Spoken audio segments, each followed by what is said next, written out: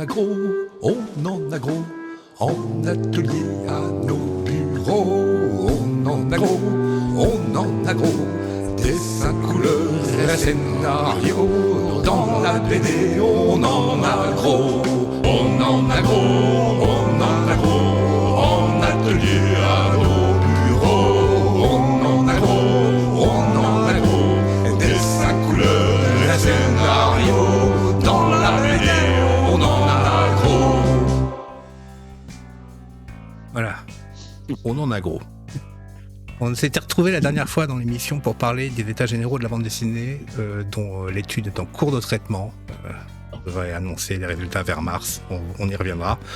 Mais là, aujourd'hui, on est chopé par l'actualité, d'autres mots, puisque tout le monde est au courant qu'une bombe nucléaire est tombée sur la ville d'Angoulême et a détruit le festival. On va essayer de remonter l'histoire de cette annulation, pour rester poli. Et puis... on va aussi s'intéresser à ce qui se passe en ce moment. Pas ce qui va remplacer, mais ce qui va occuper un peu la date et puis ce qui va se passer en 2027. Voilà. On a beaucoup d'informations. On a l'avantage d'avoir des gens qui ont été impliqués dans tout ce qui s'est passé. Donc on va essayer de sortir des rumeurs et de revenir aux sources parce que j'ai lu sur les réseaux énormément de fantasmes de tout le monde sur tout ça. C'est vraiment l'occasion de cette émission de sortir de ces fantasmes. On a avec nous Marie-Paul Noël, qui est de mes collègues syndicalistes émérites au STA CNTSO, Stéphanie Lecam, que les gens de l'émission commencent à connaître, qui représente la Ligue des auteurs professionnels. On a Julie Gore et Elodie Chanta qui travaillent sur le Grand Off Angoulême, donc ils vont nous raconter ce que c'est. Et puis on n'a pas de Perna qui est venu faire l'idiot, genre il a posé des questions que tout le monde se pose. Ceci dit, on discute beaucoup à l'atelier, mais tous les deux, on a beau connaître plein de choses, on est complètement perdus. Donc ça va vraiment être une émission, même à titre personnel, que je vais être très content de suivre. La première question, je me tourne vers Marie-Paul. Boycott, pardon. Girlcott. Tout ça commence quand et pourquoi ? Bonsoir tout le monde. Tout ça commence officiellement, on va dire en avril 2025, avec l'appel qu'on a fait avec donc le STA CNTSO, la Ligue des auteurs et MeTooBD, dans lequel on appelle à un boycott parce qu'en réalité, ça fait des années que tout le monde n'en peut plus et que c'est vraiment la cata et que la goutte d'eau a fait déborder le vase suite à l'enquête à la fois du management toxique, des violences sexistes et sexuelles qui arrivent chaque année malheureusement, plus toute la partie évidemment financière qui a été détaillée dans le magazine de l'Humanité par Lucie Servin juste avant l'édition 2025 du festival. Et en réalité, il y avait déjà des gens qui parlaient de si l'appel à projet de la DBDA, dont on va parler plus tard, tourne mal, et s'ils font encore n'importe quoi. En fait, c'est plus possible. Il faut qu'on arrête d'aller à ce festival. Il faut qu'on fasse un vrai boycott. C'est-à-dire qu'il y a eu un boycott. Chaque année, il y a des envies de boycotter pour X ou Y raison, ça tu reviendras dessus plus tard, Denis. Mais en réalité, là, c'était juste plus possible. Les conditions de travail de toutes les personnes sur le festival sont à chaque fois catastrophiques. On y va à la boule au ventre, on en revient à la boule au ventre. C'était plus possible. Et puis surtout, se retrouver de nouveau avec la perspective de repartir pour 10 ans avec la même société, la même association, c'était juste plus possible. Donc évidemment, on a fait une coordination petite au départ. Ça a grossi de plus en plus. Mais voilà, c'est comme ça que tout a commencé. Stéphanie, pourquoi la Ligue signe cet appel ? Directement parce qu'elle est convaincue par les problématiques qui sont soulevées à l'instant par Marie-Paul. C'est-à-dire qu'on sait au téléphone, on examine évidemment le dossier de près, on voit toutes les problématiques endémiques qui reviennent sans cesse. Et puis, il y a évidemment l'article qui sort en janvier, si je dis pas de bêtises, qui nous fait, qui moi, à mon sens, c'est vraiment un point de bascule. C'est-à-dire que la Ligue a toujours été engagée dans la lutte contre les violences sexistes et sexuelles. Et là, c'est plus possible d'admettre la participation de notre syndicat à un festival qui nourrit la culture de l'impunité. Voilà, ça devient juste insupportable. Donc, l'idée du boycott, évidemment, on l'accueille positivement, mais on va se rendre compte, alors peut-être que Marie-Paul y reviendra après, mais qu'en fait, ça sert pas. Enfin, le fait de le dire, on n'est pas tout de suite entendu, quoi. C'est-à-dire qu'il va falloir un premier communiqué en avril, puis un autre en septembre, puis encore un autre en octobre. Et en fait, on voit qu'il y a quand même un souci qui est aussi finalement lié, je pense, au secteur de la création, c'est qu'on n'écoute pas les organisations d'artistes-auteuristes. Voilà, on y reviendra. Oui, ce que j'ai oublié de préciser, c'est qu'au premier appel du boycott, à la suite, on a quand même 400 signatures de travailleuses de la bande dessinée, majoritairement des artistes auteuristes, bien évidemment, parce que ce sont les premières personnes concernées. Et puis, nous aurons une pétition en ligne, là, ouverte à beaucoup plus de monde. Et en fait, il y a du monde qui se mobilise. Alors, certes, ce ne sont pas des énormes pétitions. Hein. Je veux dire, on est à 2500, 2600 signatures. Néanmoins, il y a énormément de monde et des grands noms et des gens primés par le festival. Donc, ça donne quand même des signaux forts. En tout cas, nous, on estime que ça donne des signaux forts. En face, ça a l'air un peu, oui, bon, les artistes, ils l'ouvrent encore, ils râlent encore, ils font encore une pétition. Et puis voilà, sauf que nous sommes en 2025. Nous avons de nombreuses représentations syndicales aujourd'hui, de différentes bords, différents genres, etc. Malgré le fait que nous soyons isolés chez nous pour bosser, aujourd'hui, on a un vrai travail collectif. On a une vraie mobilisation, on a plein de monde qui en peut plus, qui est prêt à en découdre aussi. Faut le dire ce qu'il en est. Et c'est pas juste des mots en l'air, quoi. Et en fait, 2025, le Festival d'Angoulême, ils ont réalisé que c'était pas des mots en l'air. Il n'y a pas que le Festival d'Angoulême. Il y a toute la profession qui a réalisé que les artistes auteuristes avaient le pouvoir en réalité sur tout ça, quoi. Ouais, ça c'est vraiment inédit, hein, je trouve. Hein. Enfin, dans l'histoire des mouvements des artistes auteuristes, quand les organisations représentatives disent « nous on n'ira pas », et que les décideurs percutent pas, bah, en fait, le déni de représentation, il va juste générer mécaniquement plus de conflictualité, quoi. Et on le voit bien. On va parler évidemment du festival d'Angoulême, mais peut-être on fera un pas de côté pour parler des autres problématiques qu'on rencontre actuellement. Ça a été les mêmes mécaniques. On nous a pas entendus, ça a mal terminé. Voilà. Donc en fait, il faut aussi qu'à un moment donné, on prenne cette parole des artistes auteurs et autrices au sérieux, définitivement. Voilà. Une question là-dessus, après le boycott, la pétition, etc., est-ce qu'il y a eu des demandes de contact de la part de l'association du festival, de la part de la société organisatrice, de la part des pouvoirs publics locaux, de la part de l'État, de la région, du département? Là, je cite tout le monde. Hein. Les seules réponses qu'on a eues de la part de l'association du festival étaient via leur communiqué, que tout le monde lisait en même temps que nous. Ou qu'on recevait éventuellement la veille à minuit, enfin voilà, bref.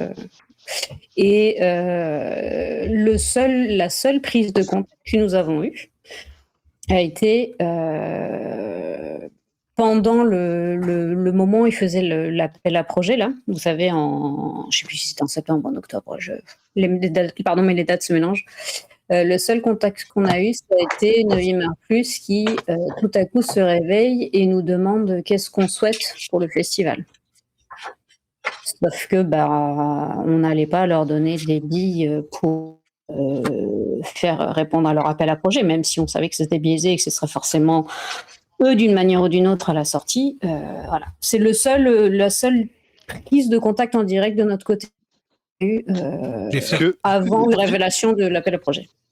J'ai juste faire un point rapidement pour expliquer aux gens qui nous suivent comment était organisé le festival de la bande dessinée d'Angoulême.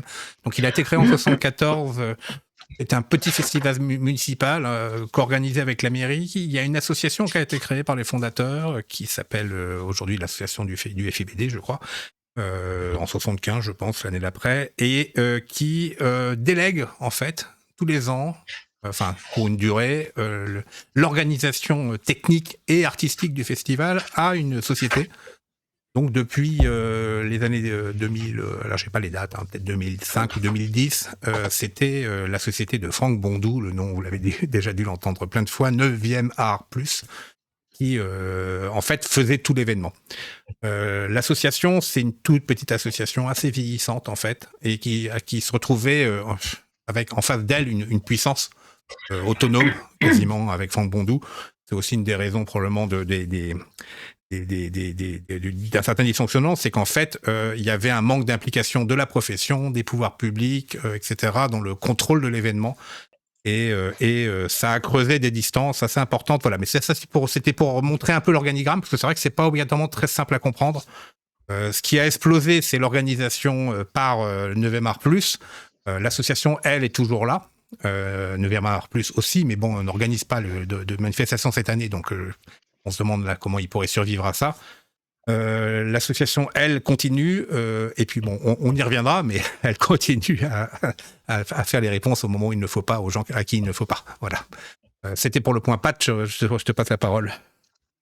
Oui, je voulais dire, quand on ne fait pas partie spécialement de réseaux connectés par rapport à tout ça, en tant qu'auteur, on a pris part effectivement au boycott et aux pétitions, mais j'ai l'impression que le véritable point de bascule a eu lieu lorsque les éditeurs ont commencé à se positionner et à dire on n'ira pas non plus. Est-ce que vous croyez que que sans cette prise de parole des éditeurs, on aurait pu poursuivre, ou est-ce que ce que je veux dire, c'est est-ce que vous pensez qu'on est en train de dire que Stéphanie disait enfin les auteurs se lèvent et montrent, les autoristes se lèvent et montrent ce dont ils et elles sont capables, ce qui est formidable.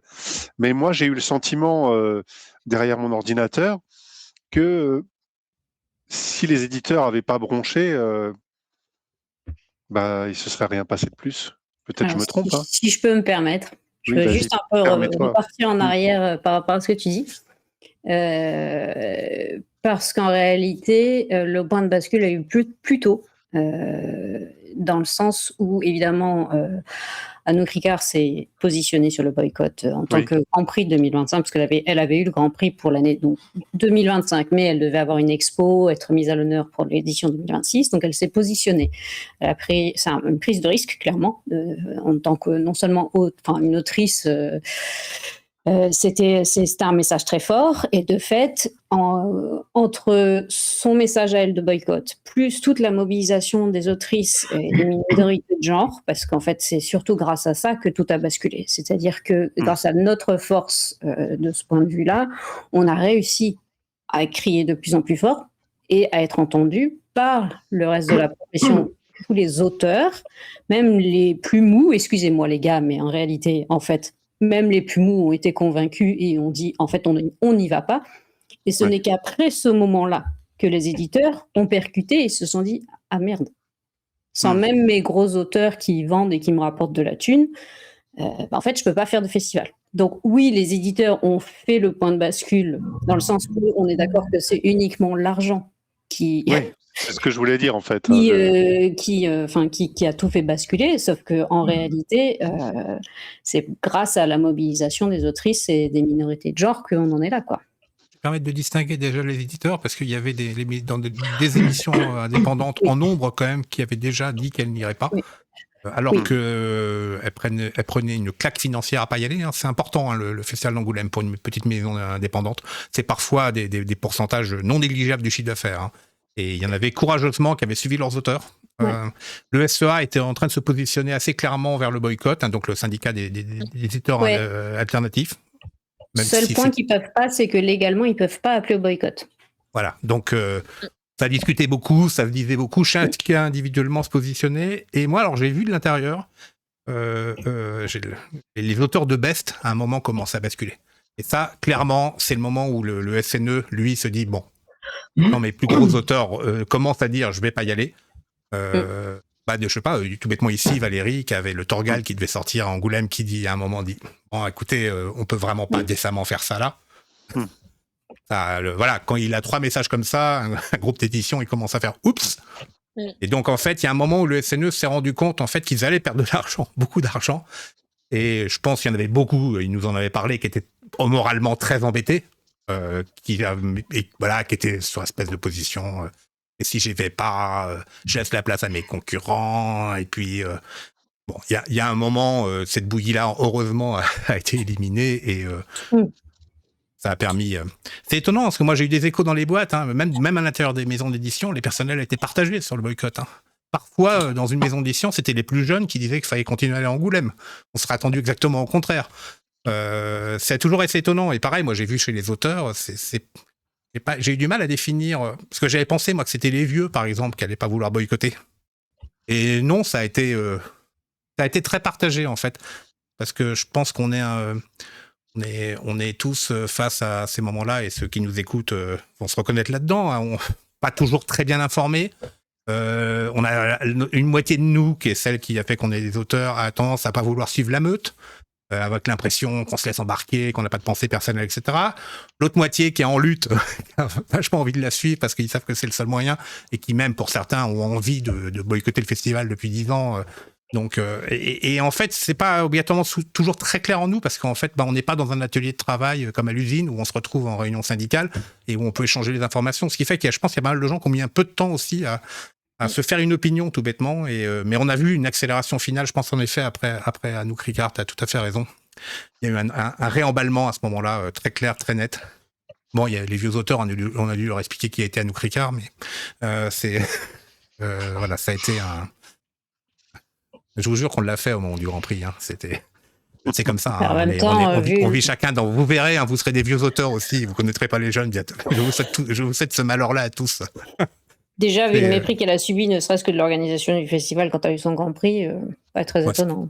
Qui avait été déjà frappant avec comment elle s'appelle, Julie Doucet. Julie Doucet. Ouais, on avait bien senti que notre décision collective d'auteurs ne les intéressait pas.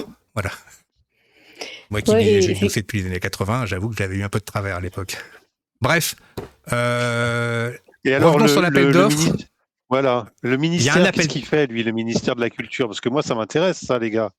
Alors, il y a un appel d'offres qui est fait en effet en septembre, qui aboutit au renouvellement de Nevers Plus, malgré la contestation réelle, nette, ce qui est assez étonnant, parce que normalement, quand une partie de la profession appelle à un boycott, la personne boycottée devrait perdre des points dans un appel d'offres, hein, ce qui n'est pas le cas là. Et donc, on se retrouve, en fait... avec, je pense aussi, chez le SNE, l'évidence que la machine est truquée, en fait. C'est aussi ça qui les fait basculer, je pense. Il y a un côté, bon, on s'en sortirait pas, on est reparti pour 10 ans, et les problèmes vont se répéter pendant 10 ans.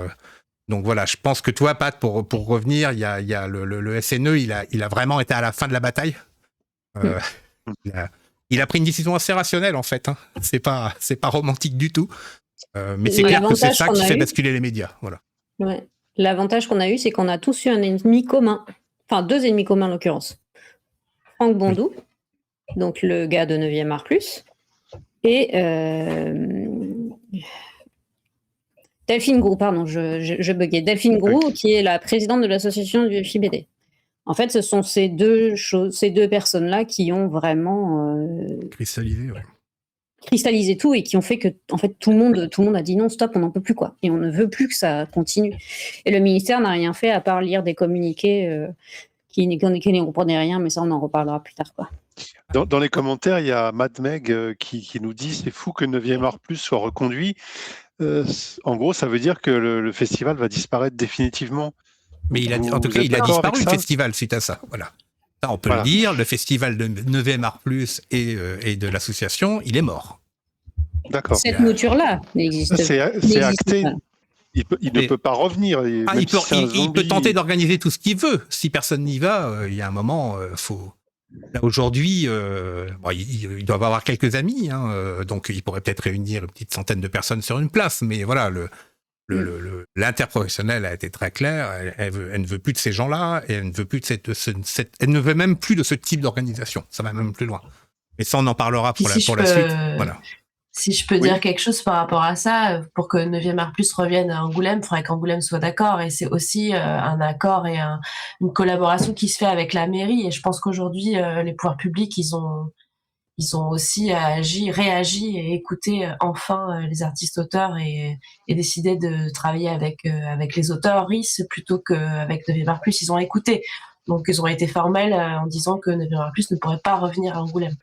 Voilà, en tout cas. Donc, Angoulême, le festival, faut faire, je pense, la part des choses entre le FIBD organisé par 9e Plus et le festival d'Angoulême, parce que si un festival d'Angoulême il y aura, je pense qu'il c'est possible qu'un festival ait lieu encore ici, mais ce sera un festival différent. C'est plus que possible, et spoiler alerte, on va vous révéler des tas de choses en interne, parce que il y a vraiment des très grosses décisions qui ont été prises ces dernières semaines, mais on va plutôt se garder ça pour la fin, je pense. On va essayer de terminer avec la crise. Moi, j'ai des questions à poser quand même. Tu as dit MeToo BD, Marie-Paul. Tu peux nous expliquer ce que c'est? C'est un collectif, j'imagine?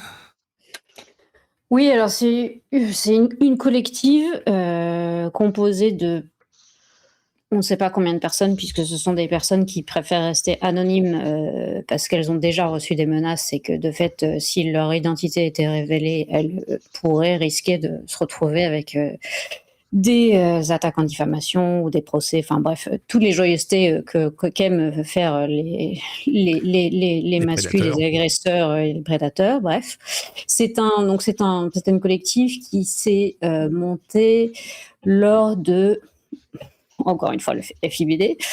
Le festival d'Angoulême avait eu la très mauvaise idée de vouloir faire une exposition carte blanche à Bastien Vives. Ah oui. Il y a eu donc il y a eu 500-600 personnes qui s'étaient mobilisées, qui avaient écrit une tribune qui s'appelle Les raisons de la colère, dans laquelle toutes les personnes disaient que c'était juste pas possible en fait de se retrouver avec une telle exposition. Et en parallèle, la collective s'est montée et s'est créée parce que il émergeait vraiment une nécessité de partager des témoignages. Alors, en sachant que le collectif des créatrices de BD contre le sexisme, qui fête leurs 10 ans cette année, avait déjà sur leur site internet recensé un certain nombre de témoignages d'agressions sexistes et sexuelles et morales aussi. Mais il est vrai que le MeToo a permis aussi d'avoir un espace complètement anonyme pour les personnes qui le souhaitaient et qui le souhaitent toujours, parce qu'en réalité, les personnes sont toujours actives, le compte tourne toujours.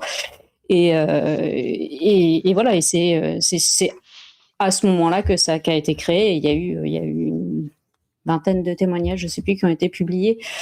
Et ça nous semblait important, nous, de les inclure dans la mobilisation, tout en sachant que on ne révélerait jamais l'identité des personnes et qu'on ne les mettrait jamais en avant. Et on nous a demandé de pouvoir les contacter. Et les personnes ont toujours dit non, c'est notre manière à nous de nous protéger en restant totalement anonymes. Ok.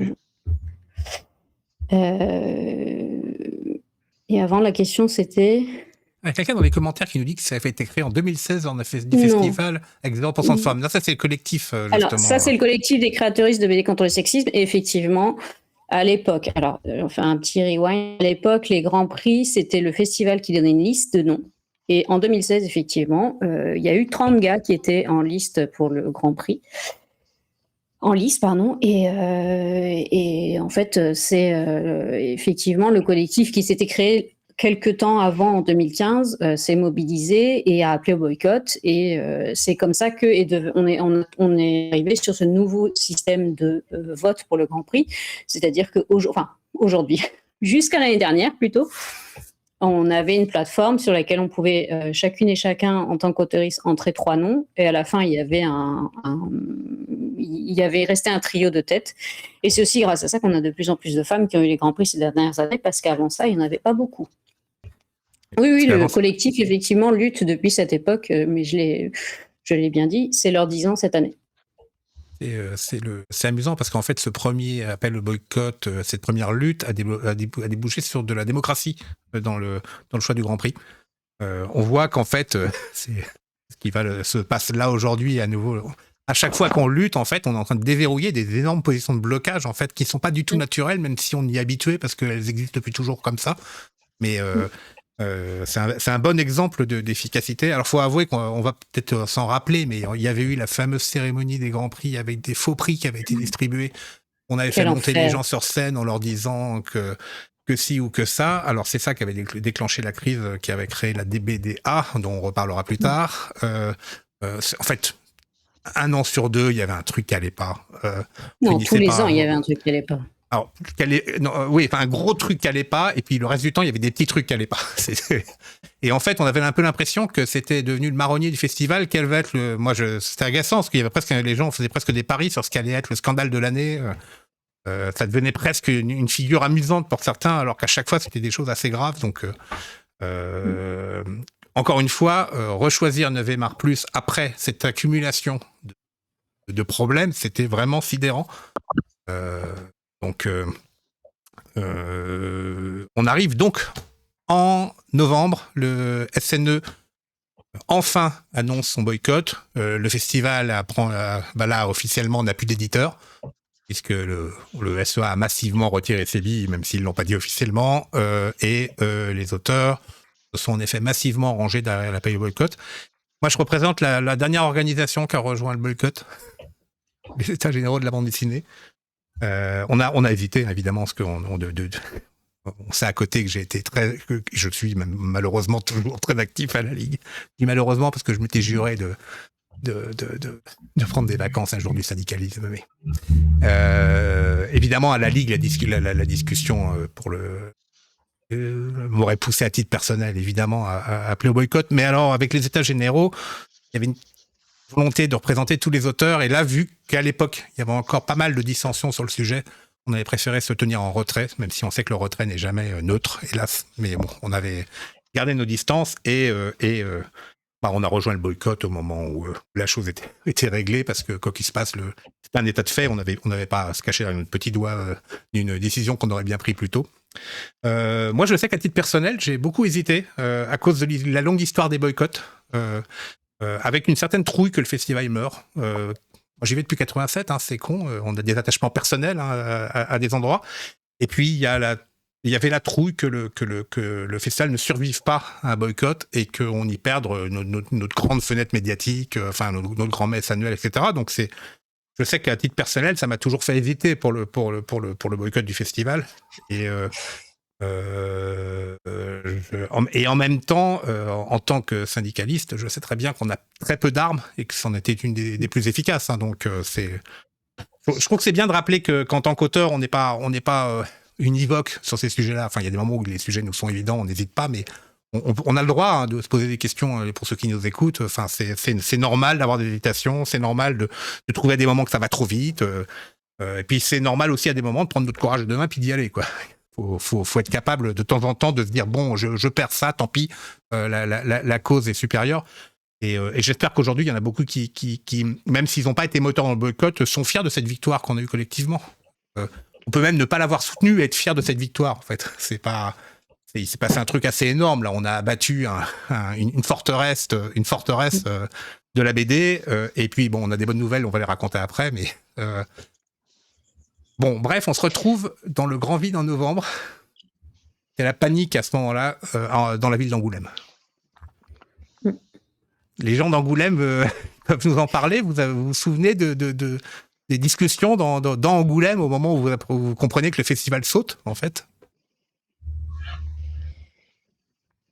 Il y a pas mal d'inquiétudes au niveau de c'est quand même un festival qui fait vivre la ville depuis 74, c'est ça. C'est devenu une institution, c'est un festival quand même international qui a pris de l'ampleur, et donc les commerçants, les angoumoisins ont un peu, sont habitués à je ne sais pas, quadrupler la population de la ville. C'est certainement plus que ça encore, mais il y a énormément de tourisme à ce moment-là dans l'année, et forcément tous les commerçants font un chiffre important de leur chiffre d'affaires à ce moment-là de l'année, quoi. Il y a des chiffres qui circulent ou pas? Je les ai pas. J'ai quelques chiffres, ouais.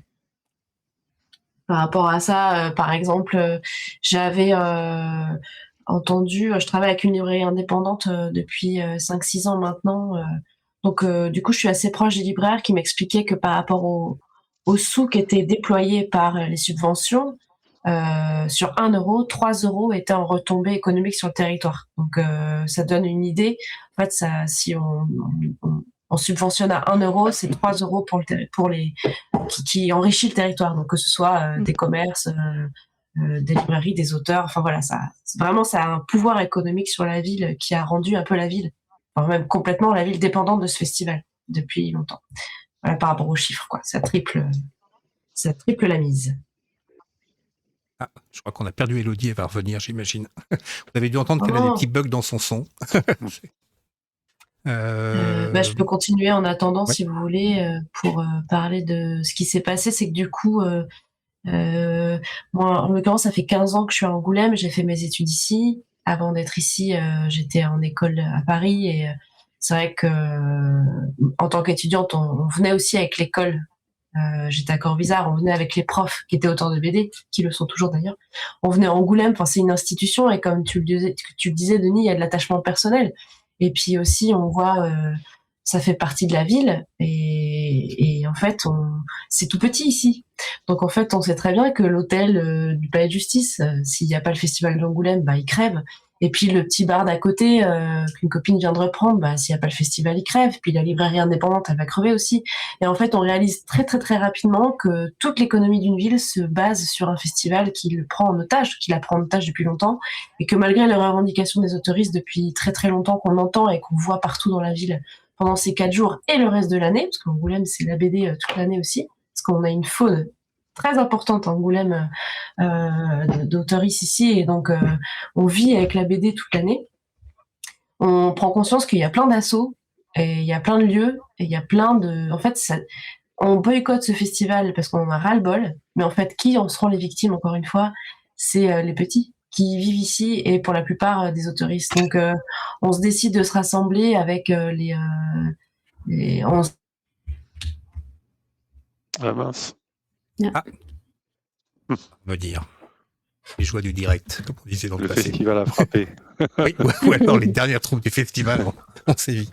Je peux parler d'autres discours que j'ai entendus de la part de politiques qui ont, je ne sais pas s'ils en avaient conscience avant, mais alors qui m'ont clairement dit, mais on s'en rend compte que si le festival disparaît, c'est tout ce qui a été tricoté autour de la bande dessinée depuis les années 70 qui pourrait être détricoté et plus rapidement qu'on ne l'imagine.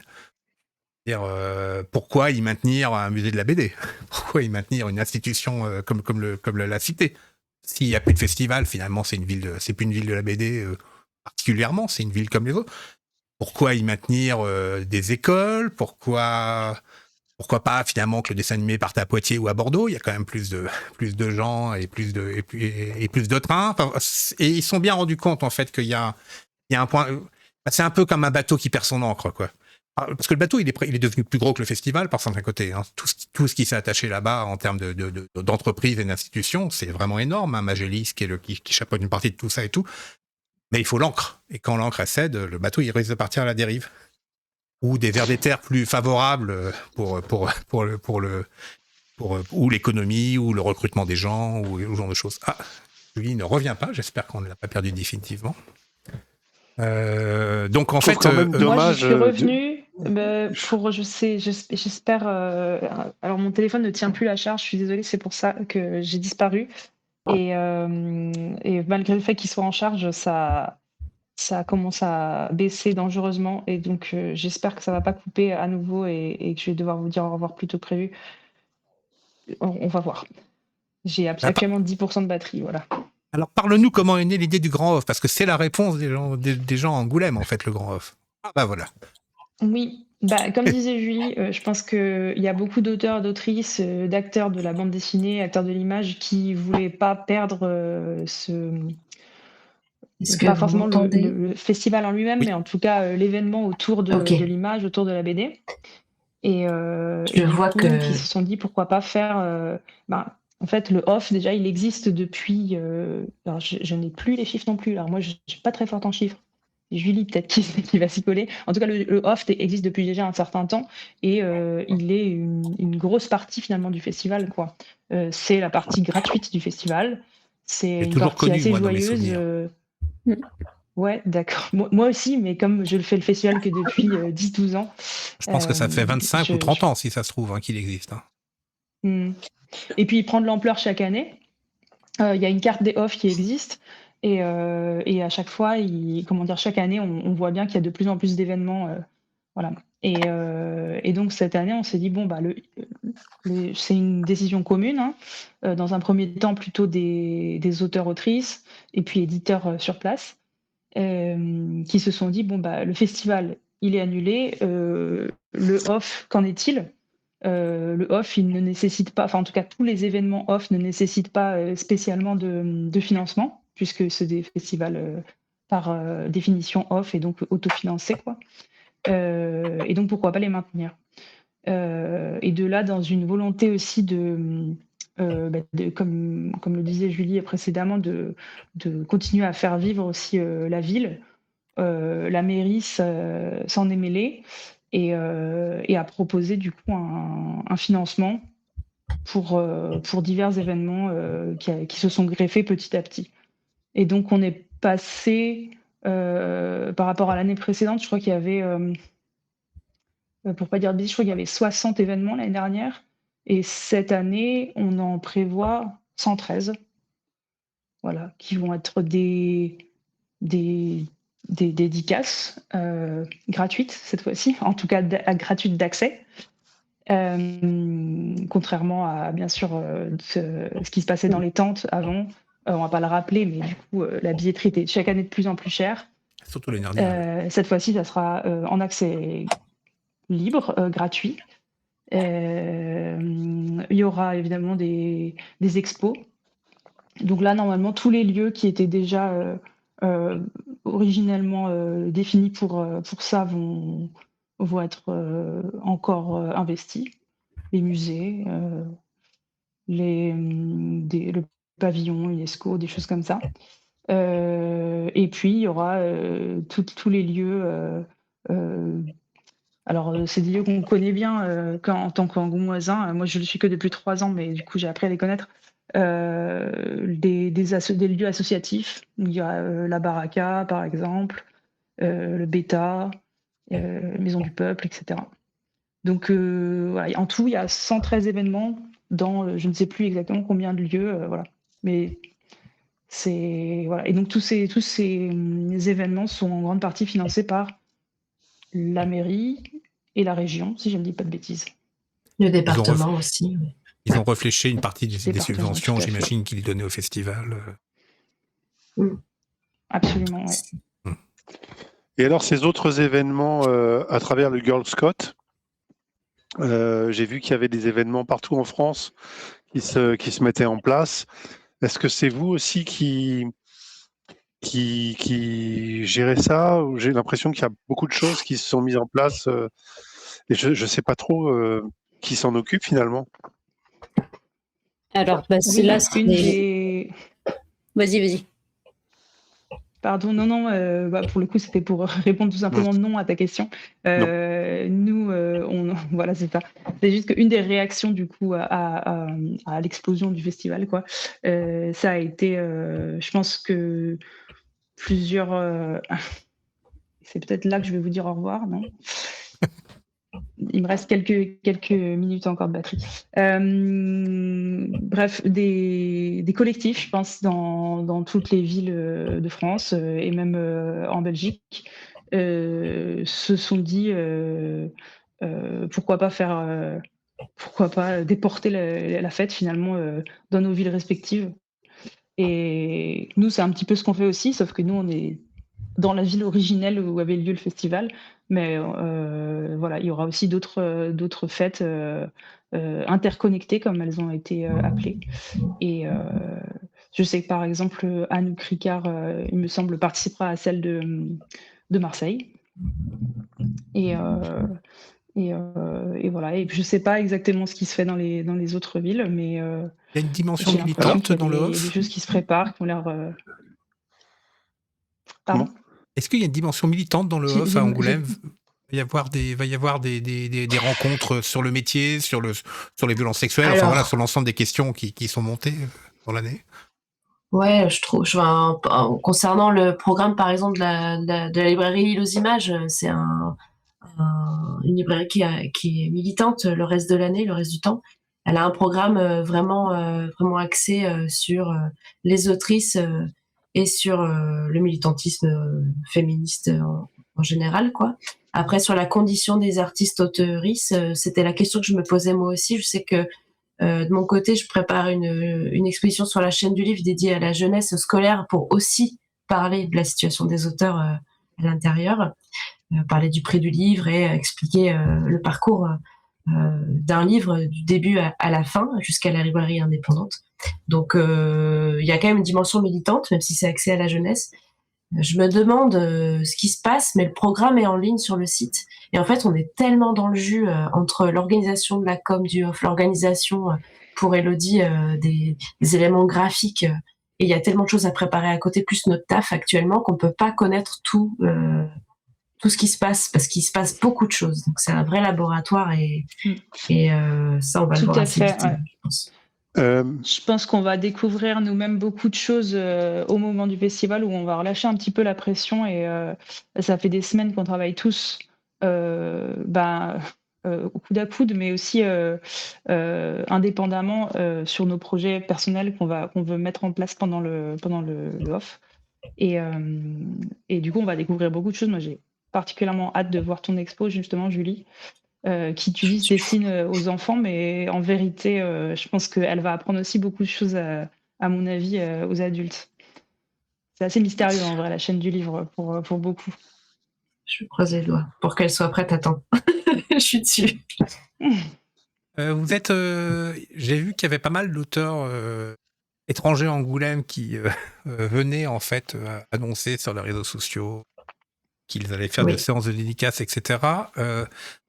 Moi, j'ai personnellement une perception un peu ambiguë de ça parce que oui, voilà, c'est ce que je voulais dire, Denis. Merci. Autant la fête à Angoulême, des gens d'Angoulême, enfin, c'est un truc assez formidable. Autant ça donnait l'impression que certains tentaient de reconstituer le festival dans ce qu'il a de pire, peut-être la séance de dédicace pour collectionneurs. Enfin, vous voyez la caricature de ce que pouvait être le festival. Et je sais que moi, ça m'a... Mais c'est une opinion personnelle, hein. Je veux pas accuser personne. On la partage, Denis. Elle est pas uniquement personnelle. Tu as raison de le soulever parce que c'est ce que je voulais juste dire. Vu de l'extérieur, je sais bien que la nature a horreur du vide. Mais malgré tout, est-ce que vous ne pensez pas qu'il aurait été judicieux de rester ferme sur ses appuis cette année? Alors, je ne parle pas pour les gens d'Angoulême, parce que je comprends très bien ce que vous dites. Vous vivez là au quotidien, il y a des associations qui sont déjà en danger. Malgré tout, que beaucoup d'auteurs et d'autrices décident finalement, non, on ne va pas complètement boycotter ce festival, on va en organiser tout de suite un autre, histoire de ne pas perdre quelque chose. Pour moi, il y a un manque de cohérence dans ce qu'est une lutte, parce qu'une lutte, c'est quelque chose qui doit s'inscrire forcément dans un temps minimum. En l'occurrence, pour qu'il y ait un impact, pour qu'on fasse... moi, je comprends, c'est triste ce qui arrive c'est triste ce qui arrive aux commerçants d'Angoulême. Non, mais c'est pas que les commerçants. Les auteurs, pour avoir été pendant des années à Angoulême en tant qu'auteur, je peux vous dire que j'ai pas eu le sentiment d'être très bien accueilli par la ville d'Angoulême, particulièrement joyeuse de recevoir des collègues extérieurs de la ville. Donc, oui, c'est triste ce qui leur arrive. Mais puisque c'était plus tenable, on a tous décidé collectivement qu'il fallait boycotter cet événement. Et bien sûr, cet événement. C'est l'UFIBD historique, hein, c'est pas la BD en général qui a été boycottée. Voilà. J'ai bien compris. C'est vrai que moi, j'ai été gêné par le flou que ça génère. Ça me questionne quand même. Je pense qu'on est pas mal là-dessus. C'est pour ça que je précisais bien, et je pense que c'est hyper important de le répéter et de le redire. Angoulême, c'est pas Franck Bondou. Angoulême, c'est une ville avec des habitants dedans, dont une énorme partie d'auteuristes français et d'ailleurs, parce que la Maison des auteurs accueille aussi des auteurs du monde entier.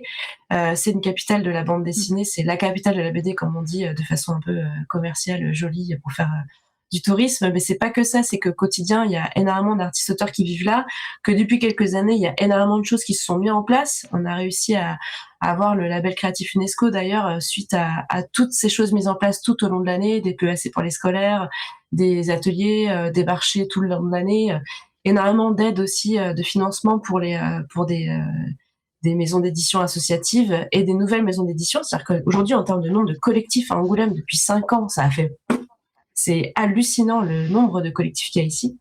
Et c'est pas forcément la pizzeria, malheureusement aussi, qui ont subi les conséquences, mais c'est notre métier. C'est-à-dire que c'est les petits artistes auteurs, ceux qui sortent de l'école, c'est les ateliers qui auraient crevé, quoi. Donc qui comptent sur ce festival pour se faire connaître, pour avoir leur stand, pour vendre leurs trucs, c'est en fait, on peut faire un festival de bande dessinée à Angoulême autrement. Et moi, je trouve que c'est important de penser aux gens qui vivent la ville et qui font la ville toute l'année, et pas 4 jours pour en faire du fric et partir après. Et ce serait dommage que pour arrêter un système qui ne convient pas aux autoristes, que ce soit les autoristes qui payent, en plus ceux qui font toute la ville d'Angoulême toute l'année, parce qu'il y en a quelques-uns qui pendant 4 jours font n'importe quoi. Je trouvais que c'était pas très juste, quoi, et aujourd'hui le Grand Off, c'est un événement militant, c'est une revendication, et en tant que membre du groupe de communication du Grand Off, j'arrête pas de le dire, faut le rappeler, le Grand Off, c'est un événement militant. On n'est pas là pour faire un deuxième festival.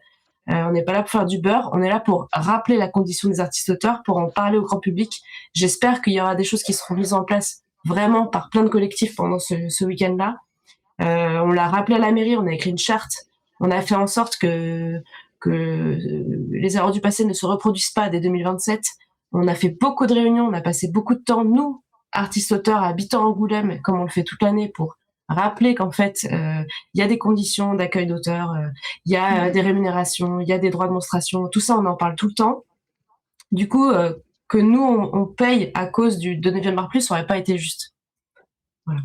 Donc, faut voir tous ces gros auteurs qui vont venir. Du off, et est-ce que ça va devenir le prochain gros événement? Mais en tout cas, ça servira au moins de tampon entre du coup le monde d'avant et puis le festival d'avant et le festival d'après. Et peut-être que un de vos soucis, c'est que ça se passe aussi rapidement, et peut-être que des gens reviennent directement alors que les cendres du précédent ne soient pas encore complètement éteintes. Mais moi, je trouve que c'est assez chouette comme de voir d'autres gens venir de France, d'autres auteurs, autrices participer à l'événement avec nous, et puis danser sur les cendres du festival qui vient juste de mourir, quoi. Je trouve que c'est pas une reconstitution. Je suis ravie de voir d'autres gens venir se joindre à nous pour et se serrer les coudes avec nous, quoi. On a posé la question qui fâche. On a posé la question qui fâche parce qu'il fallait que vous nous expliquiez bien ça. Justement, voilà. C'est pas tout. Je pense qu'il y a des choses qui sont pas évidentes pour tout le monde parce qu'il y a énormément, il y a un foisonnement énorme et il y a de la confusion. Moi, c'est bien de vous entendre. Et voilà, moi, la prochaine fois que je verrai Marini poster un truc, je me dirai il va soutenir cette fête Angoulême militante, et c'est génial. Voilà. D'accord. J'espère qu'Élodie va pas exploser en plein vol avec sa batterie, mais finalement, elle tient bien la batterie d'Élodie. 3% là. Bon modèle finalement. Donc là vraiment on est sur la fin. Le Girl It Scott, Marie-Paul, c'est l'autre versant donc de cette fête sur les cendres. Tout à fait. Le Girl Scott, Girl X Scott comme tu veux. Et alors comment on dit? Les X-Girls sont de retour. Comme tu veux. Moi j'aime bien le côté X-Men ou X-Women en l'occurrence. C'est pour l'inclusivité, même si apparemment il y a des personnes qui ont du mal avec le fait qu'on dise auteuriste, c'est pas juste auteur dans le chat. Désolé. Ou pas. Dans le chat oui, c'est pas grave. On a l'habitude. Encore là. Oui. On est en 2026, c'est pas grave.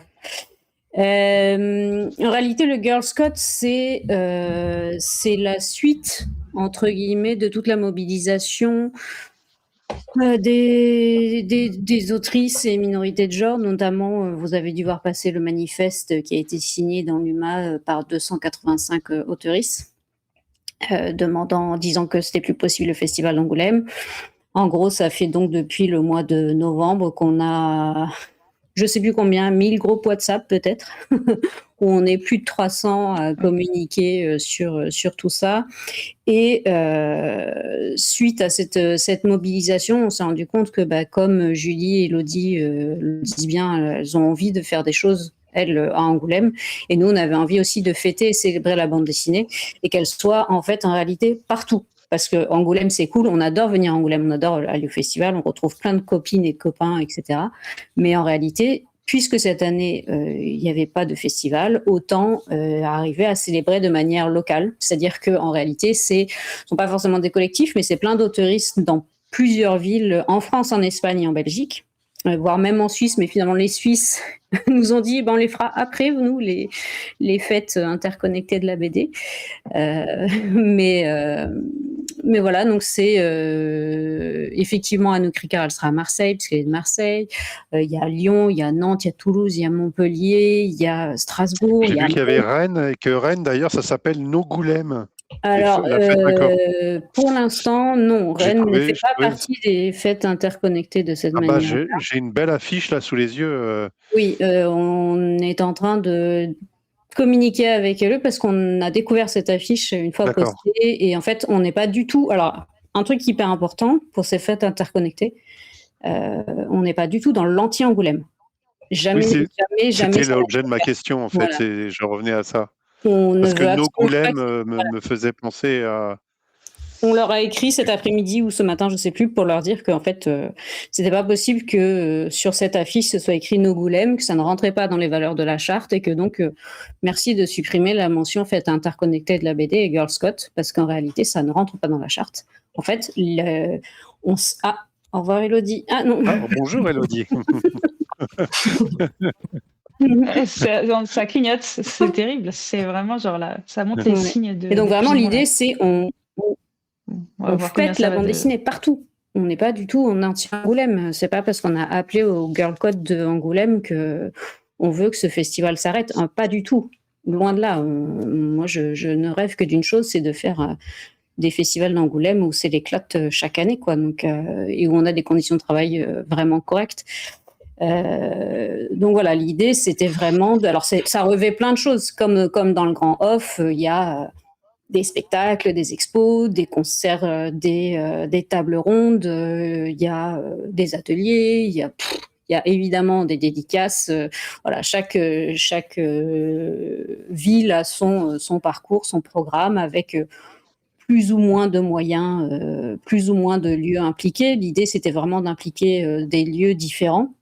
Des librairies, des galeries, des tiers-lieux, des lieux qui sont plutôt des salles qui reçoivent des événements, enfin des bibliothèques. Voilà, c'est vraiment c'était Léoban la bande dessinée partout où c'est possible. Ah oui, Léandre précise dans le chat qu'effectivement, la Suisse, on a un stéréotype de lenteur à entretenir.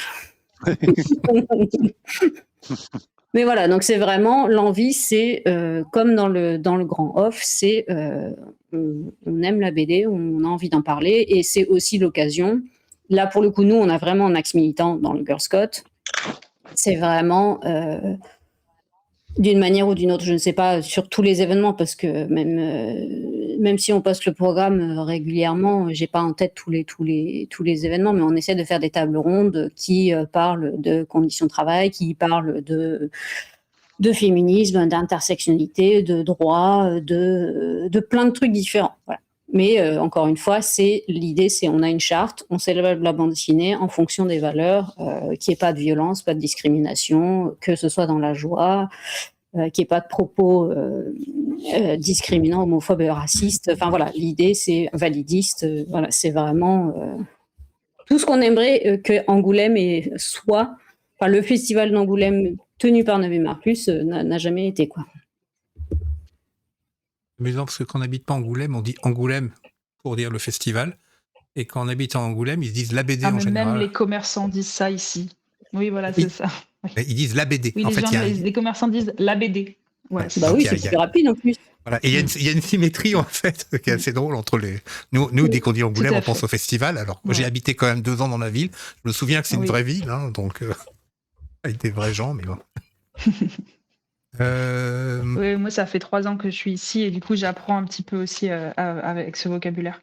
Là, je suis 1%, donc je pense que je vais vous dire au revoir. C'était super Quand déjà ça d'être là, coupera, je merci. laisserai Julie parler peut-être un peu davantage de la com et de comment on a travaillé sur l'affiche éventuellement, si nécessaire. Mais bon, en tout cas, je crois que je serai restée.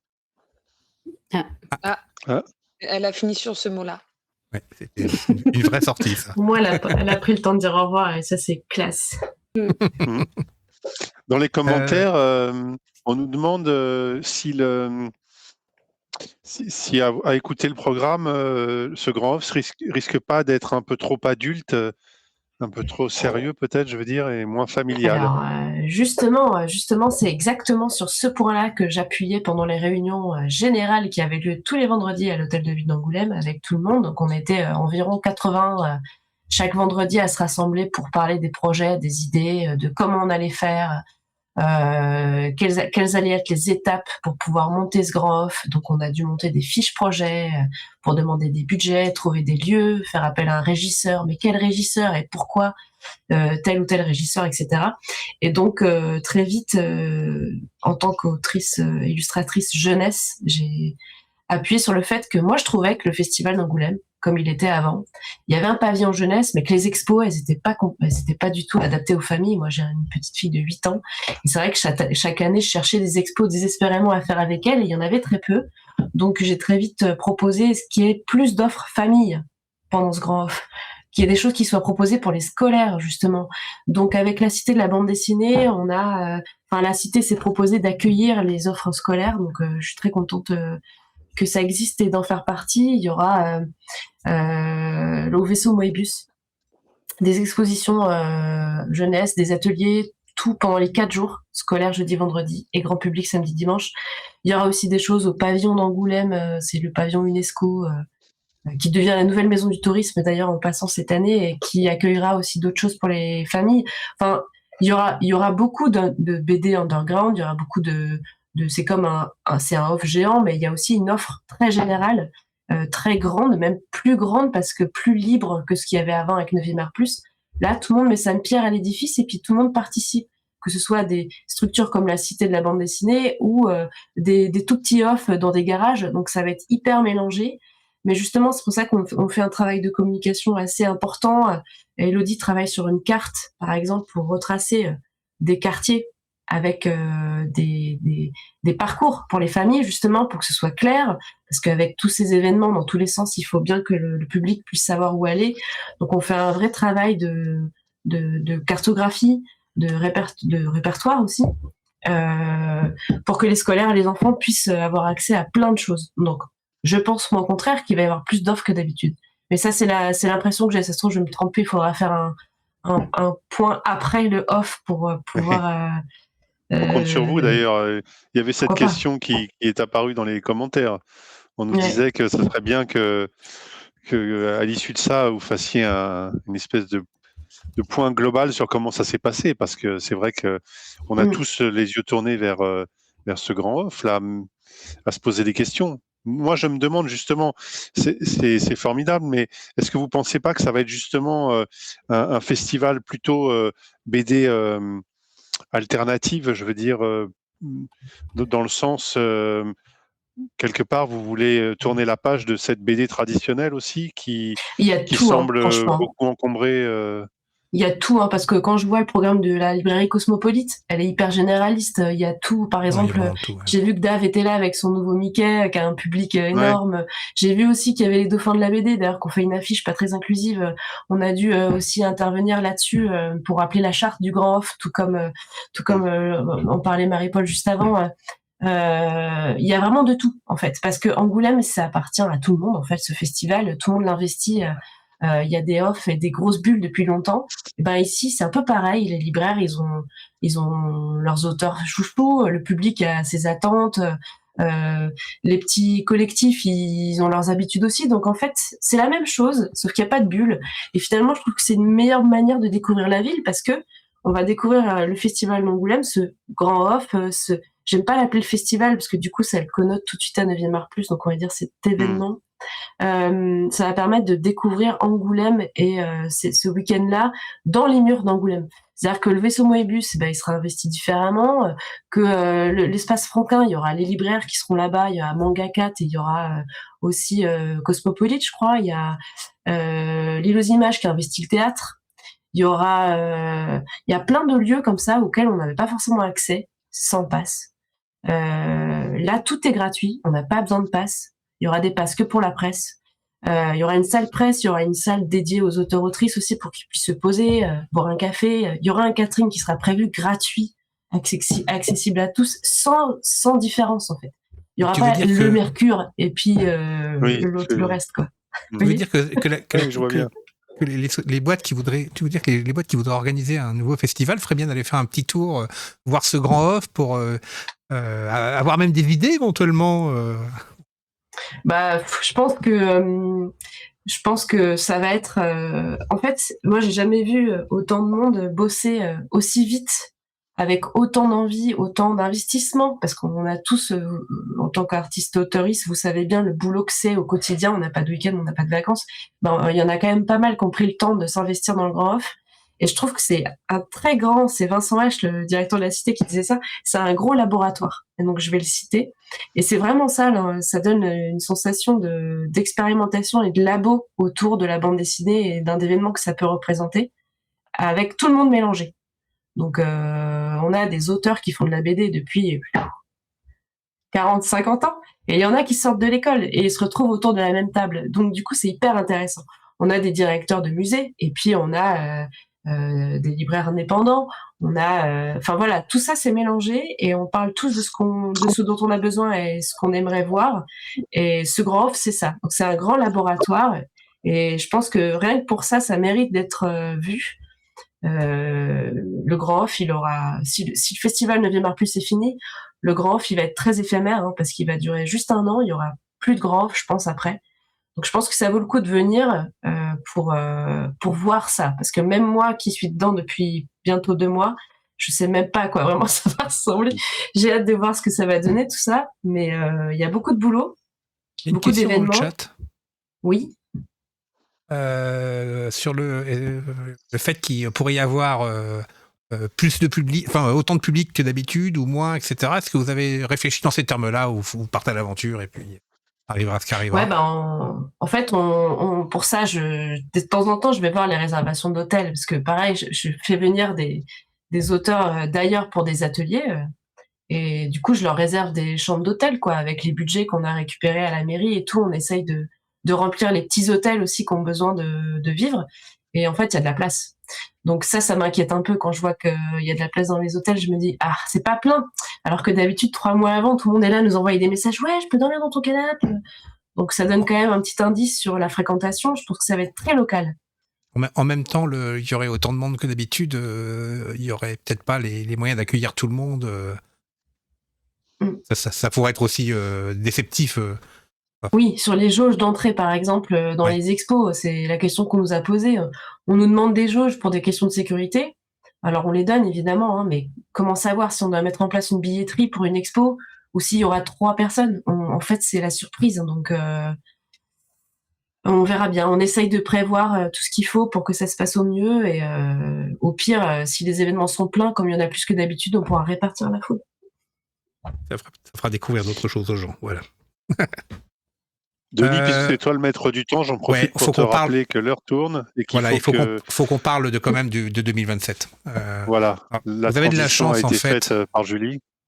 Vous avez de la chance parce que en fait, l'Interorga a beaucoup travaillé sur 2027. Alors l'Interorga, c'est déjà l'ensemble des syndicats, sauf le SNAC, qui est désespérément absent de la crise. Voilà. On a fait ça. Pardon, le SNAC BD. Oui, non, ils ont disparu. Je sais pas ce que. Ah d'accord. On était, c'est bien. On était très nombreux. En plus, on a des orgas suisses et belges avec nous, donc on arrive même à voir un peu plus large. Et puis, on s'est très bien entendu dans tout ça. Et on a décidé d'accompagner la volonté de relance des pouvoirs publics locaux principalement. On leur a pas laissé le choix. Voilà. Alors on a dit exactement tout ce qu'on voulait. On a fait une très grosse liste qui a été publique. Hein. Et on est parti en se disant que ça allait quand même être chaud. Et on s'est retrouvé en fait, alors à la DBDA, pardon, pas la DBD qui existe avant. Alors la DBDA, c'est une association qui avait été montée lors d'une des crises avec 9R+, au moment je crois que c'était au moment des faux prix justement dont je parlais tout à l'heure, mais je me souviens plus. Bref, ça avait beaucoup crié à l'époque et syndicats et de l'époque et SNE, on était montés jusqu'au ministère pour dire que ça pouvait plus durer comme ça, et ça va coucher. La montagne avait un peu accouché pas d'une souris, mais d'une gentille vache qui était la DBDA, qui rassemblait en fait donc le SNAC et les EGBD, enfin les états généraux pour les auteurs, le SNE et le SEA pour les éditeurs, et tous les pouvoirs publics financeurs du festival, et qui avait invité l'association historique du festival à se joindre à eux, mais elle n'était pas venue, et qui en fait avait mis en place un rapport autour du financement public du festival qui, on avait espéré à l'époque, allait amener à un dialogue entre l'association du festival 9R+ et tous ces gens qui donnent beaucoup d'argent, qui donnaient beaucoup d'argent public. Ça n'a pas vraiment été le cas. Hein. Ça a continué à marcher comme avant. Ça a calmé la crise en fait. Ça s'est mis à rouler tout seul. Alors cette ADBDA, elle vient de reprendre beaucoup de vie d'un seul coup, parce que on s'est tous dit que c'était peut-être cette association existante qui devait porter un nouveau projet. Le festival étant mort de sa mort, j'allais dire de sa belle mort, mais non, elle n'était pas très belle. La DBDA a décidé de lancer un nouvel événement. Il y a eu 2 boulots importants auxquels on a travaillé avec Marie-Paul et Stéphanie aussi. Ça a été la refonte des statuts. Donc aujourd'hui, on a une association qui n'est plus du tout comme avant, massivement l'association des pouvoirs publics, mais dans lequel, en fait, en gros, un tiers des voix sont aux organisations d'auteurs, un tiers des voix aux organisations d'éditeurs et un tiers des voix à la puissance publique. Donc en fait, c'est un événement qui est massivement contrôlé par l'interprofessionnel. Les pouvoirs publics ont été là-dessus plus moteurs même qu'on l'avait demandé nous. On avait demandé la moitié des voix à l'époque pour l'interprofessionnel. Ça a été plus loin que ça, parce qu'ils actent en fait qu'on est sans doute les meilleurs ensemble pour réorienter ce festival vers quelque chose de positif pour tout le monde. Ça a été une partie assez lourde du boulot quand même de monter ces nouveaux statuts. Ça c'est fait, on les a passés en assemblée générale vendredi dernier. Et on a en même temps réuni une commission pour préparer un appel d'offres pour un prochain événement. Voilà. Appel à projet. Voilà, un appel à projet. Oui, pardon, un appel à projet, pas un appel d'offres. Et je vais te laisser en parler, Marie-Paul, mais où on est, nous, arrivés là avec toutes nos demandes. Ça a été en se disant qu'il y avait 2-3 trucs qui n'allaient pas passer. Bon, techniquement, on n'a pas le droit trop d'en parler. On a signé un NDA au début du truc quand même. Mais non, ce qui était très drôle, drôle, je sais pas, parce que moi j'étais au bout du rouleau la première réunion qu'on a faite avec les pouvoirs publics, la mairie et tout le monde autour de la table, et le SNE, on s'attendait, en tout cas côté Interorga, on ne savait pas à quoi s'attendre, pardon. On avait le pouvoir, mais on était quand même épuisé par tout le travail réalisé en amont de mobilisation boycott, parce que en fait, je pense que la majorité des gens ne se rendent pas compte, comme le disait Julie, qui est à fond depuis 2 mois sur le Grand Off. Nous, depuis avril, en tout cas au stade, nous, on est sur les dents depuis tout ce temps-là, avec une petite pause à l'été, mais voilà. Et la première réunion, on était vraiment dans le... On se laisse pas faire, on vous marche dessus. On n'est pas là, on n'est pas content. Et petit à petit, les échanges se sont apaisés et on a eu du dialogue, et ça c'était intéressant aussi. Et effectivement, on est arrivé avec une liste de revendications qu'on a travaillé avec plein de personnes différentes. On a mobilisé le collectif des créateuristes de BD par exemple, Il y a donc l'interorga. Il y a d'autres gens qui ont donné plein d'idées parce que on essaie de penser à tout, mais parfois on a des prismes aussi et des biais qui font qu'on oublie certains éléments. Donc on a donné une liste assez longue qui concerne plein de choses. Oui. On avait oublié par exemple de mettre des choses sur l'IA, alors qu'on Oui. l'air de rien, on peut pas dire, Stéphanie, qu'on n'a pas été sur ces sujets depuis 3 ans. Oui. Comme quoi, on ne pense jamais à tout, quoi. Voilà, l'épuisement fait qu'on ne pense jamais à tout. Et du coup, on a là, dans ces réunions-là de travail de cahier des charges, on n'était pas du tout avec les politiciens, ceux qui nous tiennent des discours très fumeux, qui essaient de nous endormir au bout d'un moment. Là, on était vraiment dans le dur avec des gens dont c'est le boulot de travailler sur ce genre de choses. Et c'était super intéressant. Et le dialogue avec les éditeuristes était aussi constructif. J'étais la première surprise de tomber d'accord parfois avec certaines personnes avec lesquelles je suis en total désaccord sur la majorité des choses. Et c'était intéressant. Et c'est vraiment là où on a vu que l'envie, c'est qu'on travaille tous ensemble pour réussir à faire de ce futur événement un lieu à la fois accessible, populaire, respectueux, dans de bonnes conditions de travail, avec